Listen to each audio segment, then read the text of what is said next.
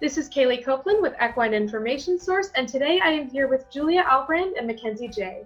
Julia Alebrand and Mackenzie J have both been passionate about horses from a young age. With the goal of turning passion into a career, they both made their way to the University of Guelph's Bachelor of Bio-Resource Management degree program, where they majored in equine management. Julia first began working for Schleese Saddlery Service when she completed a research project with the company during her undergraduate degree. From there, she completed an internship with Schleese during her summer break. Following her graduation, she returned to Schleese Saddlery full-time and now works in the office as a clinic coordinator, scheduling saddle fitting appointments, and as a certified saddle ergonomist, completing in-person saddle fitting appointments with horses and riders. Mackenzie became involved with Schleese Saddlery during her undergraduate degree as well, when she completed a marketing project in collaboration with the company. Upon graduation, she immediately began working full-time with Schleese as a client relations representative, where she worked in a variety of departments within the company. Thank you both for being here today. Thank you for having us. What are some key signs your saddle isn't fitting properly? Visual signs of poor saddle fit include blistering, white hair, dry spots, and muscle atrophy. So in image 1 here, we have a horse that has a holding line. You can see this line here. This often happens when we have a saddle that is sitting past the 18th thoracic rib. This is a sign that we often see as a result of poor saddle fit. In image 2 down here, we have a horse that has developed some white hairs along the withers, on top of the withers here, and just on the side behind the shoulder blade. This is another sign of prolonged poor fit of saddle. Sometimes rubbing on top of the wither can also be associated with a blanket that is ill-fitting, but generally speaking, this is something we see if the saddle was fitting incorrectly for quite some time. To our right here, we have a horse that has developed some muscle atrophy.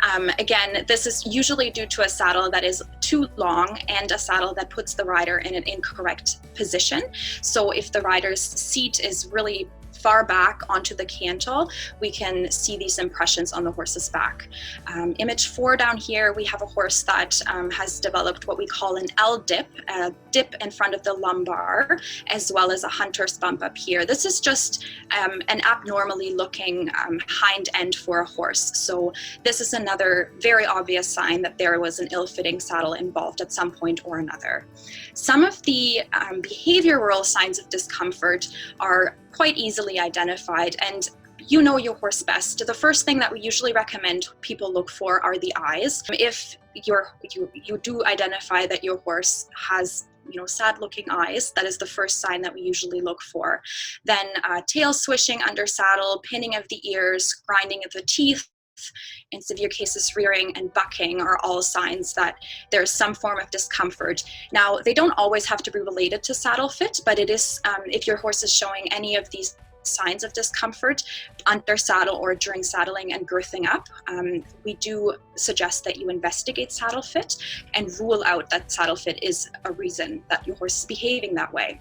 A lot of the time, I just briefly mentioned, when horses are being tacked up and girthed up, horses are said to be girthy.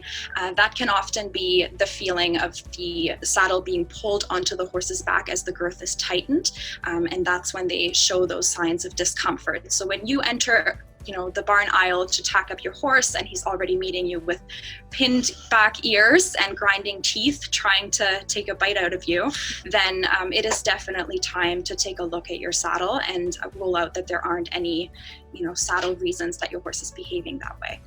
And something that I think we expect to see as well, like what you asked earlier about how a lot of these horses have had quite a few months off and because of COVID, a lot of these behaviors will become very prominent, I think, and evident, especially in people who have said, my horse has never done this before, and they're going immediately back to the same workload that they were doing before everything closed with COVID.